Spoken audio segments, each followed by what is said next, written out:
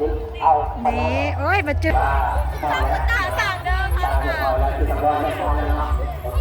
นี่มันมาฟาดนี้คุณค่าเรามาฟาดนี้นะเล่นบุญบังไฟประจำปีเมืองเฟืองปี2025พี่น้องโอ้ยพี่น้องงามแท้งามว่างามปรำปรือากำลังไกลสีฮอดบอนโอ้ยมีสร้างดิพี่น้องโอ้ยมีสร้างเลยโอ้ยดีใจคอยได้ไปมอสร้างยันสร้างตกใจยันสร้างตกใจคอยได้สโลว์เพื่อมาให้ได้สร้างเอ้ยสร้างบนคำบนสู้เด้อโอ้ยงามแท้งามป่ะโชคดีได้คำลานะบ่งบอกถึงความโชคดีได้ถ้าคำลาไปใส่แล้วจดสร้างนะพี่น้องป้าตัวพี่น้องฮอตแล้วพี่น้องป้าตัวบึงเต็นป้าบอลนั้นผู้หนาบอลบังไฟน่ะค่อยไปขึ้นมือเทิงมาก่อนก็จริงๆไปบอลนั้นฮอตแล้วพี่น้องฮอตแล้วกำลามาฮอตวัดสิ้นใส่ยาลามมาเด้อพี่น้องแล้วกำลาสิพาพี่น้องไปเบิ่งบรรยากาศว่าสิมีขบวนการเล่นเดเนาะมาการแห่อันนี้ก็จะเป็นพญาคันคากนมนี้เพลงที่ใส่ไปพี่น้องกำลาสิพาไปเบิ่งป้าอลังการงานสร้างอาหารเข้ารถเลยเข้ารถตัวเป็นเลยเบิ่งก็จัดยกวันได้ถึงไหมโอ้ยงามแท้งามมาพี่น้องป้าบังไฟบังอะไรได้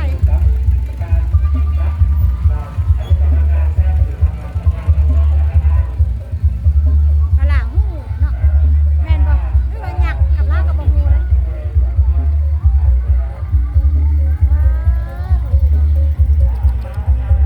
งามแท้งามว่างไปพี่น้องกับลาสิพาก็ไปเบิ่ง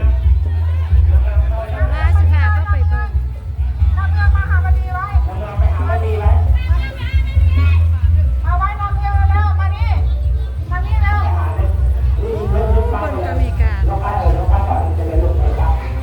ามแท้งามมาพี่น้อง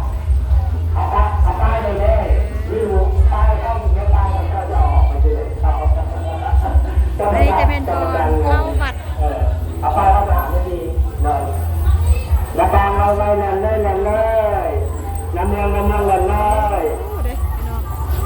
เข้าพื้นเมืองเสื้อน้ำเมืองเอาผู้ใดบุญนี้ขอนั้นไม่ดียังมีอยู่ไอ้ดังๆไปไว้ลูกยันถึงหักคะแนนแน่นยันถึงหักคะแนนไว้ขบวนเด้อพี่น้องระบางเอาแนน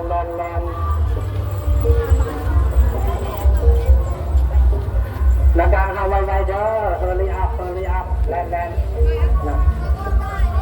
ไอ้เจ้าเอานิมนต์มาตั้งนี้ไว้นิมนต์มาตั้งนี้คุณค่าเรามาตั้งนี้นะ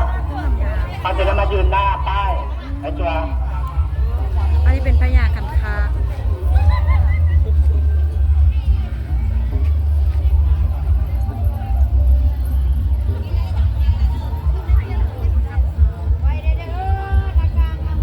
ก็ถือว่า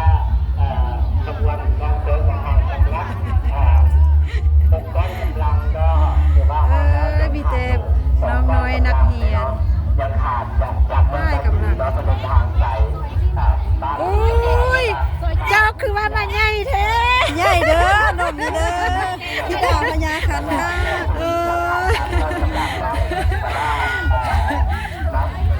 โอ้ยมีแต่คนอกโตเนาะ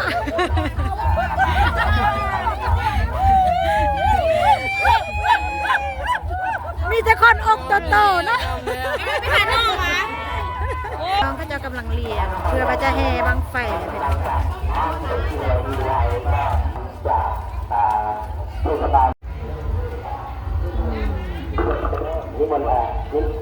นี่โอ้ยมาเจอกันคือเก่า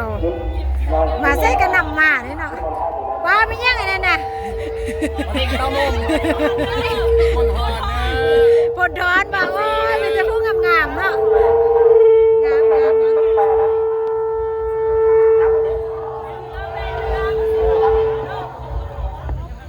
บ้านพลทอน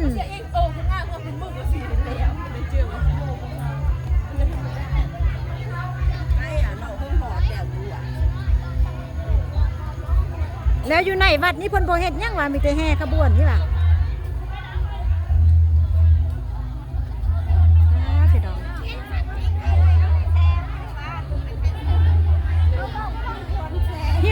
เนาะ เพิ่นมีข้าวจีมาแจกเลยเนาะ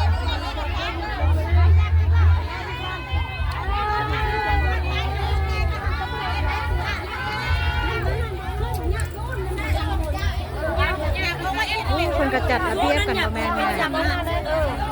จัดระเบียบกันบ่แม่นง่ายเด้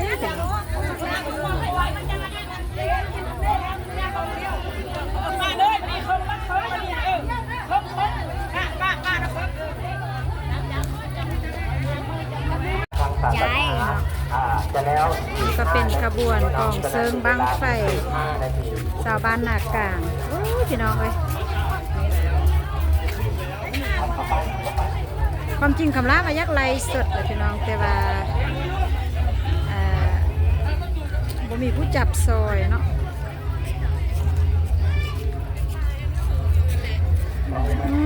งามไว้ข้อเข้าวางกลางนี่กันข้อเข้าวางแถวนี่กันอันนี้เป็นยักษ์บ่เนี่ย อ้วนๆนี่เป็นยักษ์บ่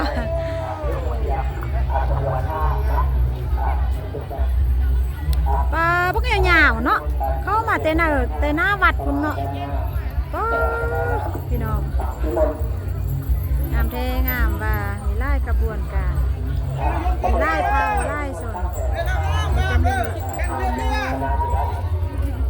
อันนี้อยากเข้ามาน้อยนึงพ่อยกคนนี้จอดกันเลย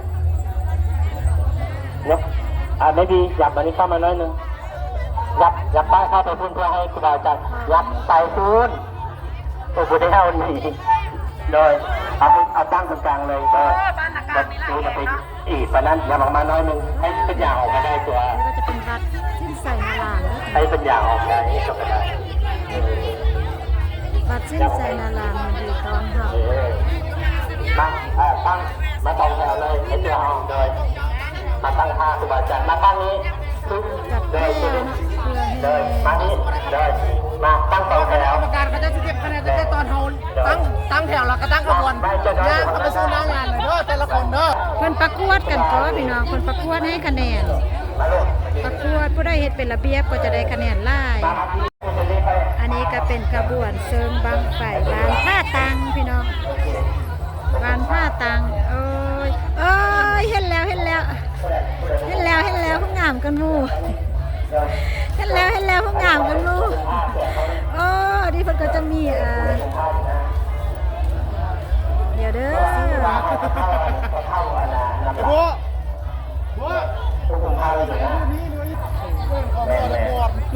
ไปยืนข้างหน้านี่เอาเบิ้งแถวไอ้ข้าเจ้าอยู่ไอ้โบเอาคนมาบุ้งมาอันนี้นะ